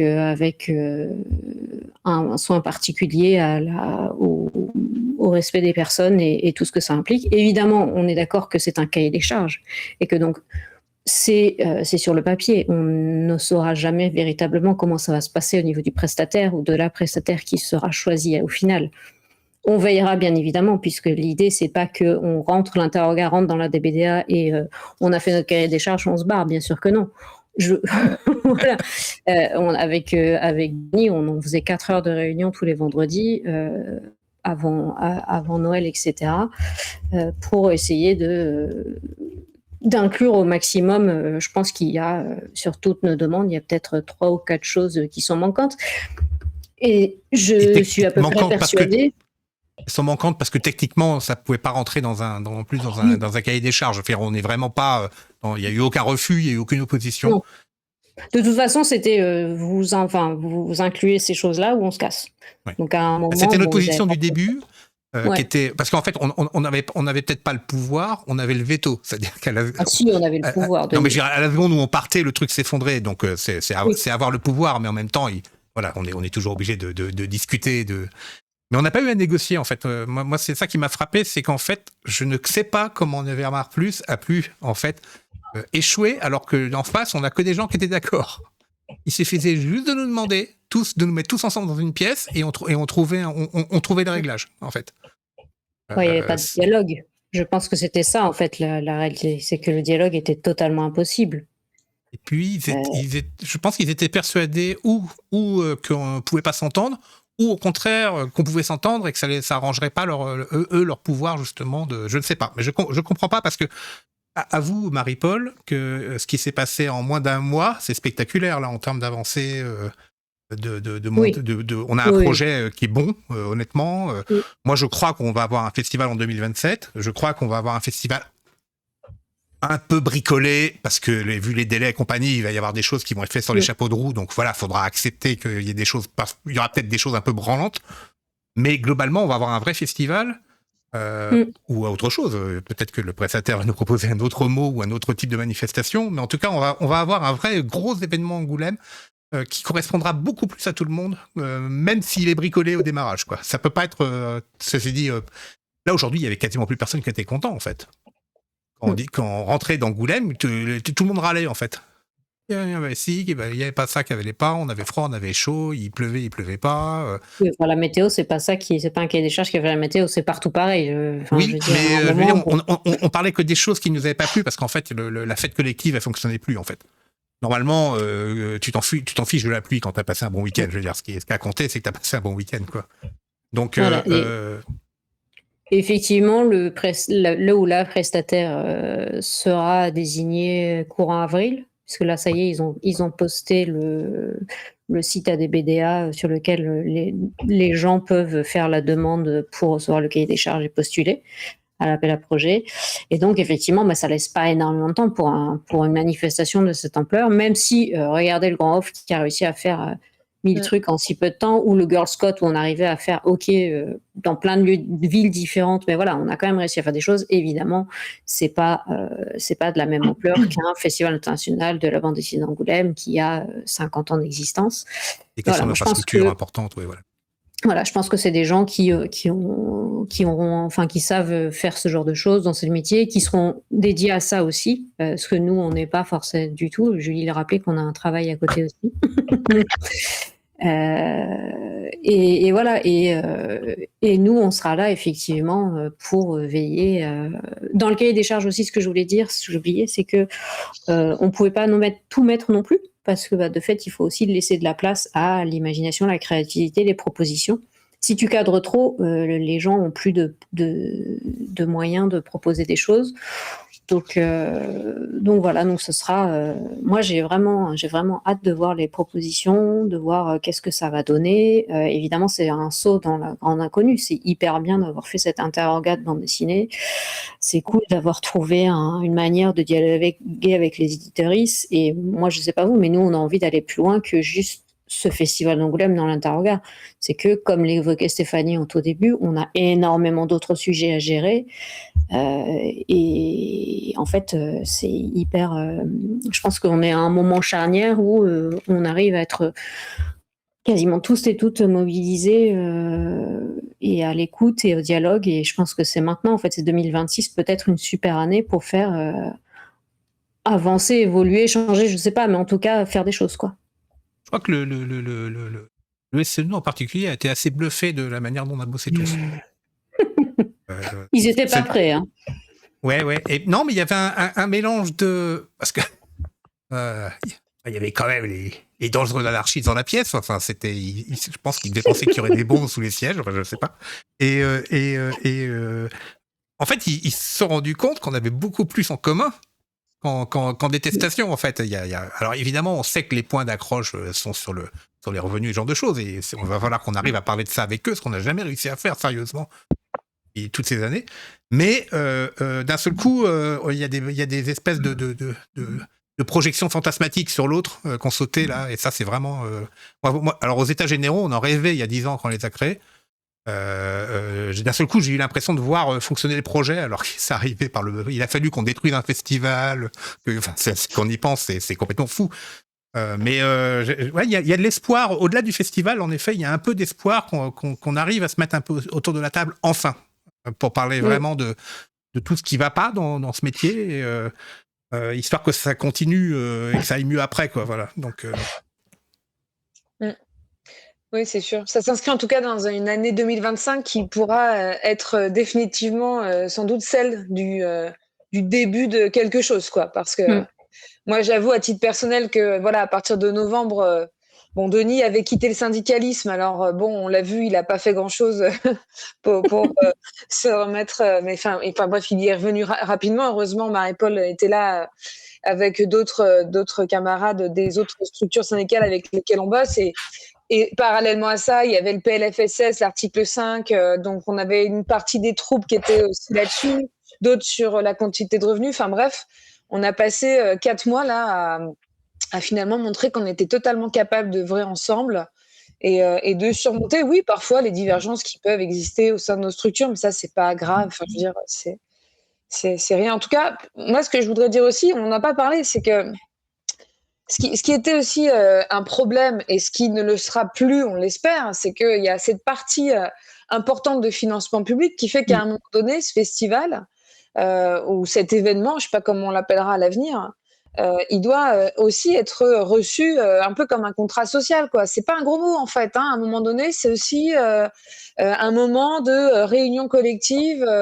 Je veux dire, on est en train de parler là en ce moment dans un contexte où il y a pas mal de gens qui aiment bien couper le monde en deux. Enfin, là, on a quand même besoin de retravailler sur un tissu social, culturel, associatif, créatif. Là où il est détruit dans certaines régions. Enfin, non, on va travailler ensemble et 2026 va être une année encore plus forte. Ce serait bien que toute cette énergie qui a été déployée par vous toutes et vous tous ici pour ce festival d'Angoulême, elle passe à l'action sur d'autres terrains. Je pense notamment à ce qui s'est passé et qu'on a suivi notamment au Sénat, avec tout ce qui s'est fait finalement. Les auteurs ont très peu réagi. Enfin, les syndicats ont beaucoup œuvré. J'ai suivi ça de près et je trouve ça formidable. Mais du côté des auteurs, on a parlé plus justement des histoires de boycott que de cette continuité des revenus qui était pourtant quelque chose d'extraordinaire, qui semblait à portée de main. On a très peu parlé, à part vous, qui nous avez éclairé sur certains sujets. Moi, je me suis pas remis encore de cet appel de certains de nos syndicats qui ont fait appel à des groupes de lobby pour aller à l'encontre de nos désidérata. J'ai découvert à cette occasion-là qu'il pouvait y avoir des auteurs qui voulaient pas que d'autres auteurs bénéficient de droits fondamentaux. Et je me dis, alors avec toute cette énergie et toutes ces autrices qui d'un seul coup réussissent à renverser un festival qu'on pensait immuable, pourquoi on met pas toute cette énergie aussi pour quelque chose qui, pour le coup, aurait un impact considérable sur notre métier? Et Quand tu dis on, c'est qu'est-ce qui l'ensemble se des passe? auteurs. C'est une question de Je me temps, suis en dit la fait. même chose. Je pense que c'est vraiment une question de temps, en fait, parce que on est là maintenant, toutes et tous inscrits dans une démarche intersyndicale qui n'a pas d'existence juridique au sens où on l'entend normalement, mais qui, depuis, on va dire maintenant, peut-être 1 an et demi, 2 ans, se structure. Ouais. Je sais pas, on a un Discord, enfin, on a réussi à mettre des très très vieux syndicalistes sur Discord, donc tout est possible en fait. Ce que je- Wow. Moi, je refuse toujours. Non mais et donc on a fait un point sur l'existant et on a 28 structures dans l'intersyndicale, dans tous les secteurs de la création confondus, et effectivement, on a encore des structures qui font pas partie de cette intersyndicale, qui ont apparemment suffisamment d'argent pour aller chercher auprès de sociétés de lobbying un soutien. Bon, bah, nous, le lobbying, en fait, on l'a fait avec la base, parce que peut-être que finalement, c'est nous qui sommes le plus près de la base. Et j'ai envie de dire, on vient de gagner les élections professionnelles. Mm. Eh bien, on verra. On vient les de résultats tenir des le fait élections qu'il y en ait, oui. professionnelles.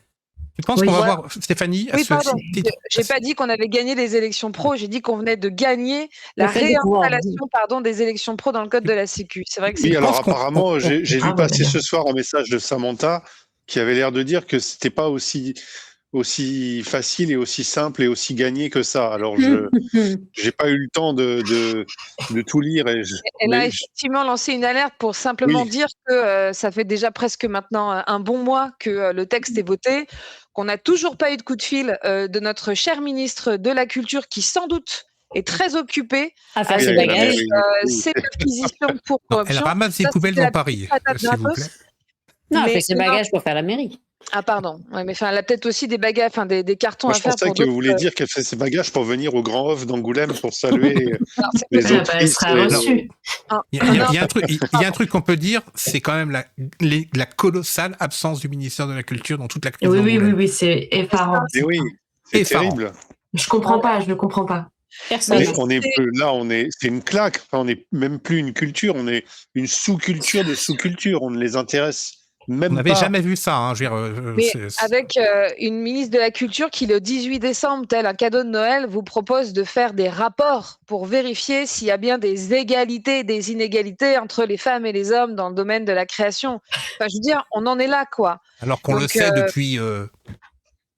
que tout va bien, qu'il n'y a pas de... Non, non, Alors, puis il on suffit de lire. tout va bien, qu'il n'y a pas de problème d'inégalité. Il dans suffit ce de lire secteur de la les création. rapports de l'URSSAF qui sortent maintenant, où on a les comparaisons entre les revenus.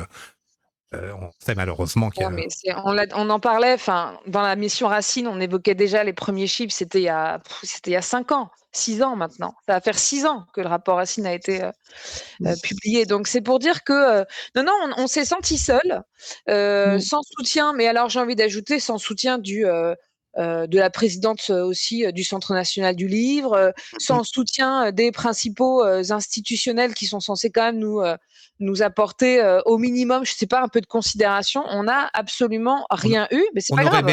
On aurait bien aimé aussi, par exemple, que les éditeurs viennent à notre soutien, puisque ça. Histoire de dire, oui, par exemple, sur la continuité de revenus, l'idée que leurs auteurs puissent, entre deux projets, respirer un peu. C'est même pour un éditeur, c'est pas idiot dans l'absolu. Enfin, ils ont en face d'eux des auteurs aux abois. Ouais, on a eu le soutien du syndicat des éditeurs alternatifs sur la continuité de Voilà. revenus. Hein. Je pensais au SNE, C'est-à-dire qu'un pardon, communiqué j'oubliais. de presse a été non, mais c'est bien de dire que, enfin, il y a les éditeurs, mais finalement il y a différentes structures et certaines ont eu justement ce courage de venir en soutien à la PPL continuité de revenus. Donc saluons ce courage. En tout cas, oui, il est grand temps en fait qu'on organise, mais ça on le dit depuis des mois. Des vrais états généraux du livre au sens où qu'on traite enfin des problématiques contemporaines du livre. Je parle évidemment des VSS, mais aussi de l'écologie, de l'intelligence artificielle. Enfin, la liste est longue. Hein. Les sujets ne Oui. manquent pas en fait. Hein. Mais on a participé tous. Moi, j'ai répondu à des questions d'un sondage qui a été fait justement pour savoir quels étaient les états généraux de la Oui, BD. c'était des escrocs là. Oui. Oui. Oui, les fameux. Oui, là. alors on est en train de traiter statistiquement les données. D'accord. Il y a pas mal de surprises. Hein, je peux vous D'accord. le dire. Ça ne ressemble pas à ce qu'on pensait. Alors pas en bien ou en mal, hein, vous verrez. Mais ça va être très riche d'enseignements sur la manière dont le métier a évolué depuis 10 ans. Il y a vraiment des changements structurels. Hein. Donc ça va, nous en tant qu'auteurs, ça va peut-être nous aider à nous projeter dans le futur en imaginant que ces changements ou vont continuer ou vont encore. Et puis bon, ça on vous présentera normalement, je pense en mars. Parce qu'en fait, bon, on profite du fait qu'il n'y a pas le calendrier en Angoulême pour prendre le temps de faire ça proprement. Puis on essaie de fouiller en profondeur quand on a des choses qui nous paraissent étonnantes. On s'arrête pas à ces conclusions-là. On essaie de débunker les trucs et tout. Donc ça prend un peu plus de temps que ce qu'on pensait, mais c'est vraiment. Voilà. Puis on a notre sociologue statisticien qui fait un boulot colossal et qui revisite même l'ancienne enquête pour aller vérifier des choses et tout. Donc voilà, c'est vraiment ça va être riche d'enseignements. Je suis pas sûr que ça. Normalement, l'enquête d'il y a 10 ans aurait dû retourner la table et aurait dû amener tout le monde à discuter. Ça n'a pas été le cas. Ça a eu des conséquences, hein, parce que la cascade année de la BD, rapport Lungheretti, année de la BD, rapport Racine, création de la Ligue, tout ça, c'est la conséquence des LGBT d'il y a 10 ans. Hein. Il y a une sorte de prise de conscience dans la BD qui après s'est étendue à l'ensemble du livre. Mais les principaux acteurs concernés ne sont pas venus à la table de discussion. Là, on a eu une vraie discussion. J'espère qu'on va se revoir avec les résultats des EGBD, par exemple. Les mêmes gens qui étaient autour de cette table-là, et puis mettre ça à plat, dire qu'est-ce qu'on fait de ces informations-là ? Qu'est-ce qu'on fait ensemble de ces informations-là ? Quel monde vous voulez pour l'édition dans 10 ans ? Qu'est-ce que vous voudriez voir comme chiffre des EGBD dans 10 ans, en clair tous ? Est-ce que le chemin qu'on est en train de prendre vous intéresse ou au contraire vous pensez qu'il est destructeur, etc. Enfin voilà, j'espère qu'on va réussir à mener ça parce que c'est peut-être l'intérêt de la crise, de la profondeur de la crise dans laquelle on est, et l'explosion d'Angoulême il méritait d'exploser en lui-même, mais il est aussi un symptôme de la crise profonde dans laquelle on est. Hein. C'est un ensemble. Peut-être qu'on touche le fond. Peut-être que c'est le moment où on va donner le coup de pied ensemble pour remonter. J'espère. Voilà. Mais alors, dernière question, parce que je vois qu'il est 23h, mais est-ce que quand tu dis on est ensemble, là je me tourne plus vers Julie en tant que représentatrice du Grand Off et d'une nouvelle bande dessinée, est-ce que vraiment on est tous ensemble ou est-ce qu'aujourd'hui il va y avoir deux groupes opposés, les auteurs de bande dessinée classiques qui iront à Angoulême invités par leurs éditeurs dédicacés dans des grandes tentes encore, et puis les filles du Girl Scout qui feront un off plus, ou est-ce que tout ça va finalement finir par s'entendre ? Moi j'aimerais bien que ça s'entende. Moi je me sens pas d'un côté ou de l'autre. Je fais des livres avec des éditeurs assez gros comme avec des éditeurs associatifs. Je me retrouve un peu entre les deux mondes. Et en fait, avant, il y avait déjà cette scission entre ces deux mondes de la bande dessinée, quoi. On voit bien, il existe depuis longtemps, parce qu'il y a toujours des nouveaux qui arrivent en sortant de l'école, et puis des anciens qui sont là et qui sont là depuis longtemps, et puis c'est normal, quoi. C'est des glissements qui se font avec le temps. Là, moi, ce que j'aimerais voir, c'est de l'action. En fait, je pense que ce qui est important, c'est d'agir, et de dire, de profiter d'événements comme le Grand Off ou autres événements interconnectés de la bande dessinée pour parler de ces choses, de ce qui se passe et du statut des autoristes au grand public. Je pense qu'il faut que tous, en fait, on soit conscients et qu'on agisse, parce qu'il y en a qui ce soit des jeunes ou des nouveaux ou des anciens, qui vont être conscients de la crise et de la situation dans laquelle on est, parce qu'on est tous dans la même situation, mais qui vont pas forcément être dans l'action. Et c'est ça que moi j'ai vu ça au Grand Off, c'est-à-dire que j'ai vu beaucoup de gens bouger, beaucoup d'éditeurs associatifs, beaucoup de collectifs, mais des autoristes eux-mêmes, j'en ai pas vu beaucoup.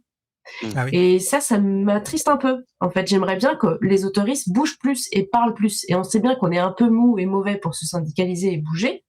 Et ce serait chouette. Moi, j'aimerais bien que si 2026 devait faire changer les choses. Je lis en même temps le chat, pardon. Oui, je vois. C'est intéressant ce qu'ils disent. Oui. Mais parce que comment bouger? En fait, c'est ça la question. Rejoignez les syndicats. Un métier d'individualiste, de gens qui sortent pas de chez eux, qui sont écrasés du travail ou de voilà. Et en fait, je pense qu'il y a beaucoup de questionnements liés à ça. Ouais, mais par exemple, sur le Grand Off, j'ai vu beaucoup de projets, de fiches projets qui étaient faits pour parler de son travail, mais en fait, c'était l'occasion aussi de pouvoir mettre en place des tables rondes. Parler des états généraux de la BD, moi j'y ai pensé, je me suis dit, d'ailleurs c'est ce qu'a fait l'île aux images, ils organisent des tables rondes, etc. C'est l'occasion en fait de pouvoir prendre la parole et d'aller vers le public, de créer un événement pour porter ces sujets-là. Et on avait des rendez-vous toutes les semaines à la mairie. Donc c'était l'occasion en fait de prendre la parole. Il y a des auteurs de BD qui étaient jamais venus dans cette grande salle de la Tranchade à la mairie d'Angoulême. C'était l'occasion de pouvoir parler aux élus directement et de les interpeller. Dans la bienveillance et la diplomatie, la construction et la collaboration, le but c'est de travailler ensemble pour trouver des solutions, pas de se taper dessus et d'être constamment dans la colère, parce qu'on est en colère mais il faut expliquer pourquoi et comment on peut arranger les choses. Il faut réfléchir pour agir. Et en fait, ce serait bien qu'il y ait plus d'autoristes qui agissent dans ce sens-là. Il est temps de grandir, il est temps de se tourner vers les syndicats, il est temps de défendre un statut qui est le nôtre et auquel on a le droit. Mais pour ça, il faut s'impliquer et se tourner vers les gens qui sont au-dessus de moi, Stéphanie, Marie-Paul, tu sais, Pat, il y a même pas, on ne demande pas à tout le monde de s'impliquer, de laisser le mois de novembre à préparer des appels et compagnie. Rejoignez les syndicats. Je conseille d'ailleurs même. Hein. Voilà. Mais rejoignez les syndicats. Déjà, vous apportez votre force numérique, vous apportez votre petite cotisation, mais c'est toujours de... Et puis derrière, de temps en temps, vous verrez passer des choses dans lesquelles vous pourrez vous mobiliser naturellement. Tout le monde n'est pas actif sur tous les tableaux de tous les combats syndicaux, mais de temps en temps, il y a un truc qui nous ressemble, et c'est à ce moment-là, on voit débarquer des gens, et c'est super. Mais il faut qu'il y ait un maximum d'auteurs syndiqués pour que simplement même de recevoir les lettres d'information, se tenir un peu au courant, savoir un peu ce qui se passe. On vous demande pas d'atteindre la spécialisation syndicale absolue, hein.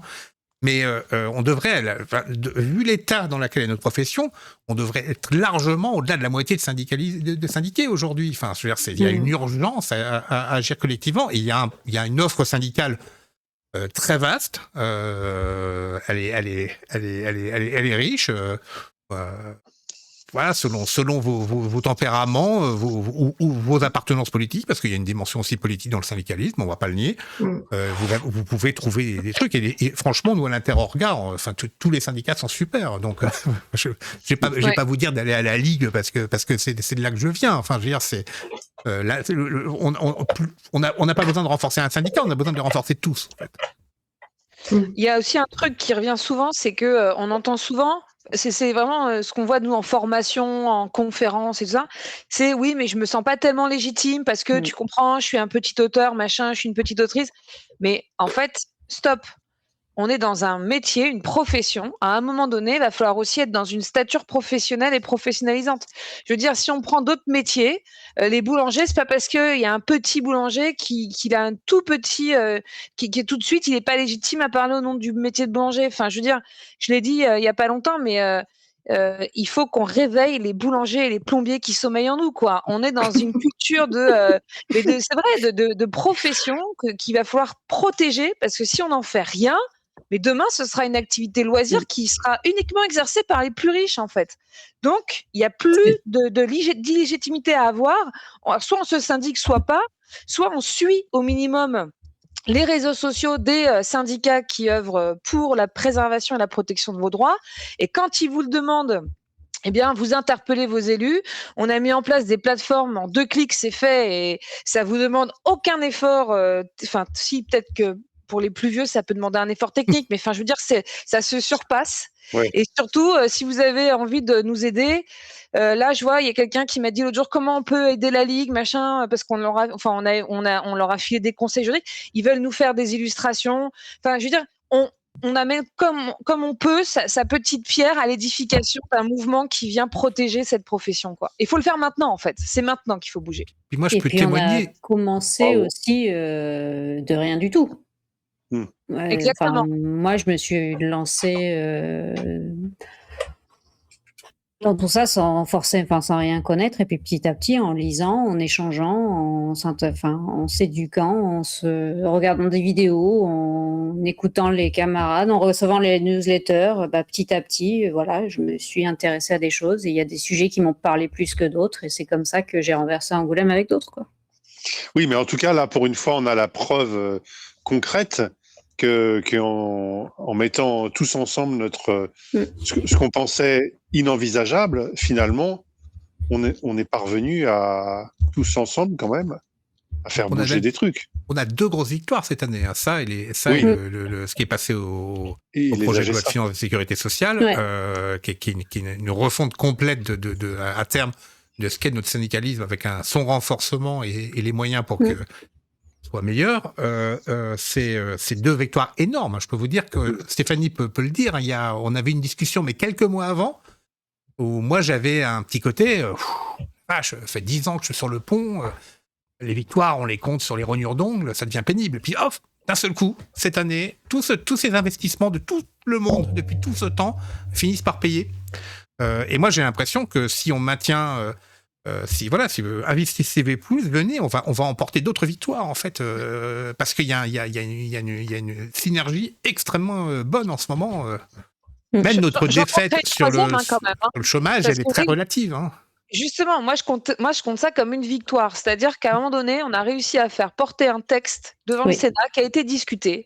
Les discussions, elles ont montré quoi? Elles ont montré que nos opposants étaient absolument nullissimes en termes de contre-argumentation juridique. Donc ça, c'est une victoire. Vous voyez, c'en est une autre en plus, en fait. Et donc, on a eu 2025 qui était vraiment une année de victoire, et 2026, on va concrétiser tout ce qu'on n'a pas réussi à obtenir en 2025. Voilà. Formidable. Donc, on se retrouve au mois de février ou de mars avec Julie, Elodie et le grand off qui nous fera un compte-rendu de ce qui s'est passé. J'imagine que vous aurez un peu plus de recul et vous pourrez nous faire part de ce que vous avez vécu si vous survivez. Oui, après un peu de repos, je pense quand même, parce que là... Il paraît, si vous n'êtes pas Angoulême, regardez sur le Girl Scout, c'est les événements qui sont autour de chez vous. Il y en aura, à mon avis, à moins de 100 bornes. La plupart des Français, ça va être aussi un endroit où se retrouver pour parler de tout ce dont on parle là, et pas seulement d'Angoulême, c'était pas bien. Super. Denis, est-ce que tu iras au grand off, toi? Non, je ne vais pas au grand off, parce que j'avais pris la décision de ne pas aller à Angoulême cette année, et je m'y tiens. Voilà. Très bien. Mais je suis dans la même position que toi, mais ça n'empêche que j'apporte un soutien absolu au travail Et ça me rend très triste parce que j'y vais tous les ans depuis 87. Hein. Donc j'ai fait les premières années, je suis descendu en stop, j'ai dormi dans les parkings souterrains. Je peux vous dire que ces événements BD Angoulême, je les aime. Mais il y avait pour moi la dimension. Ça va être collector cette année pour les collectionneurs. Ça sera collector. Ça sera l'année où j'aurais pas été là, et toute ma vie je le regretterai. Voilà. Et puis l'année prochaine, je pense que on se retrouvera syndicalement dans le nouvel événement aussi, puisque on a évidemment dans les demandes qu'on a fait, c'était un renforcement de ce qui est du côté professionnel des auteurs. Donc on va pas expliquer de trop près, mais voilà. J'avais lu dans les commentaires, juste pour ajouter que des gens qui disaient les coloristes, la BD grand public, machin, on a rédigé, c'est une demande de représentation de tout le monde. d'élargir le spectre du festival au maximum pour que tout le monde soit dedans, justement. Et qu'il n'y ait pas l'impression que c'est quelques coteries qu'on pouvait avoir jusque-là, qui étaient plus ou moins vraies. Hein, mais voilà, on espère vraiment voilà, que le festival va s'élargir, s'approfondir, être plus haut, plus coloré. Oui, avec qui est d'odeur, enfin voilà.